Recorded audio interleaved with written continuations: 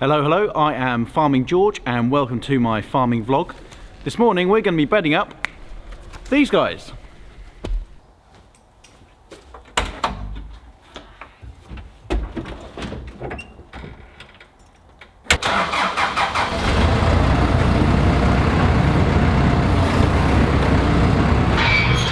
So this is some barley straw from harvest 2018 that I am bedding the cattle on. And cattle really love barley straw. You'll see them tucking into it later on.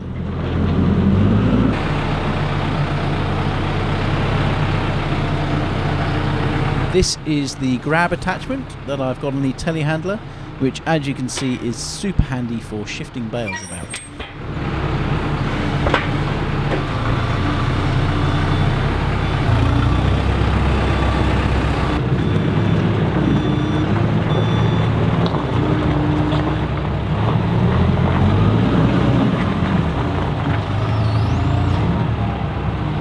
In this particular vlog, I am aiming to demonstrate Winston's exceptional working ability.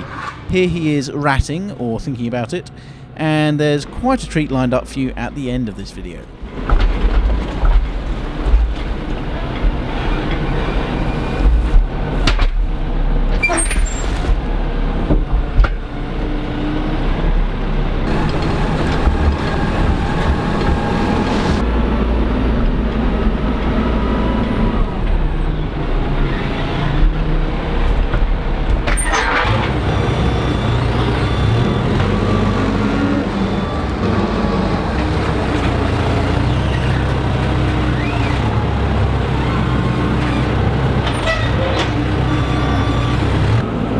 These are only youngsters, about 8 months old or so, and you can see just how excited they get.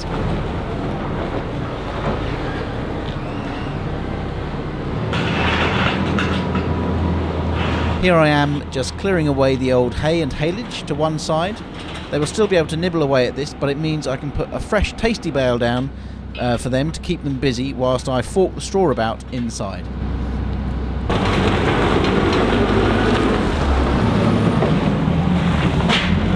This is our little stack of haylage made back in May 2018. This is primarily a mix of grass and crimson clover, my favourite flower, which is cut just like hay, but then it is baled and wrapped in this plastic, which locks in all the nutrition and allows the hay to ferment, and the bullocks really go pretty nuts for this stuff. Unfortunately, the wrap itself is quite a pain. It's expensive in the first place, and then expensive again to get rid of to the recyclers. It also has a habit of breaking off under the forklift tyres, and you find bits and bobs of it all around the yard, so that's quite annoying.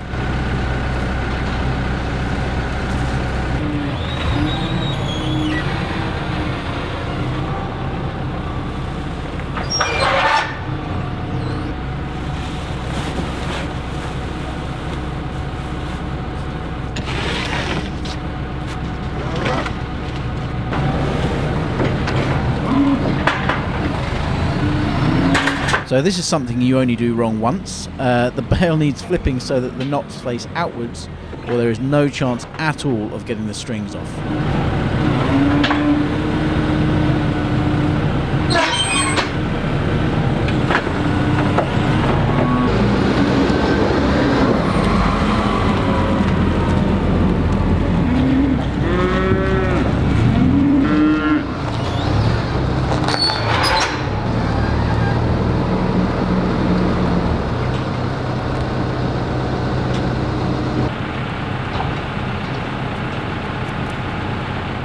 The string is also quite a pain of a waste product, but I've heard they're actually working on making flax baler twine out of linseed straw, which would decompose naturally, so I'm really looking forward to that.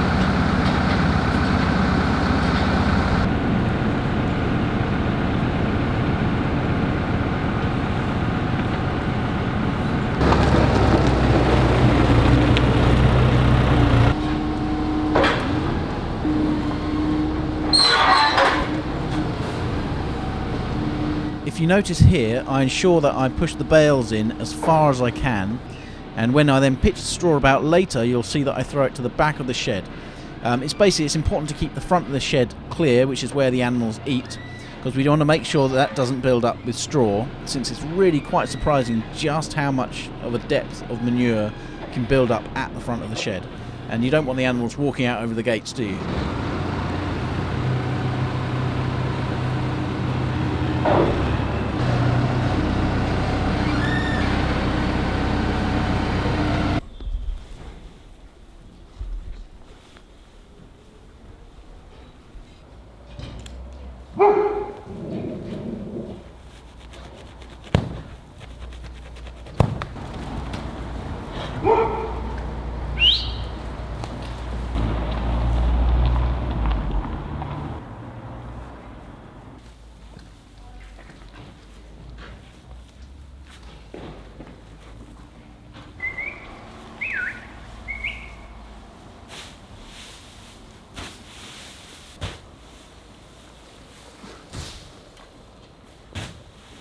The other day I thought I'd demonstrate just how strong I am by doing this to the pitchfork, so now I need a new one.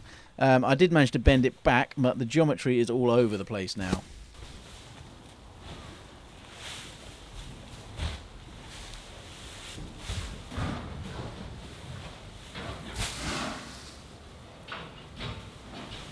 You'll see that the straw is actually quite difficult to pitch about. This is not just my incompetence, but actually it's because by necessity at harvest the straw was baled a little bit damp. It was already getting really late in the summer, so we didn't really have a choice. One day I'm going to get a machine that sprays the straw in, so this won't be a problem, full stop.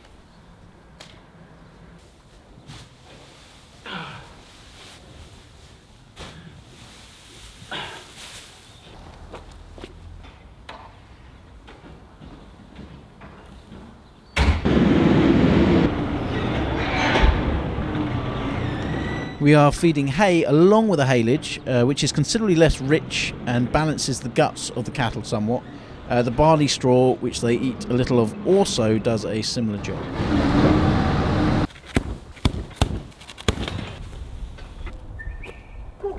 And here is that Winston-related treat that I promised at the start of the video. Winston making the job that slight bit easier for my back. Drop it. Good boy. Good boy. Please do like and subscribe.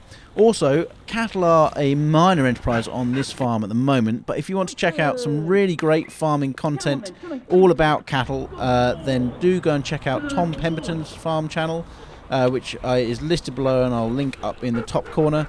It's chock full of really super content. Good boy. Drop it. Good boy. So there you have it. That's all the cattle nicely bedded up, looking nice and happy. We've got obviously these ones here just lying down and chewing the cud, which is always a good thing to see.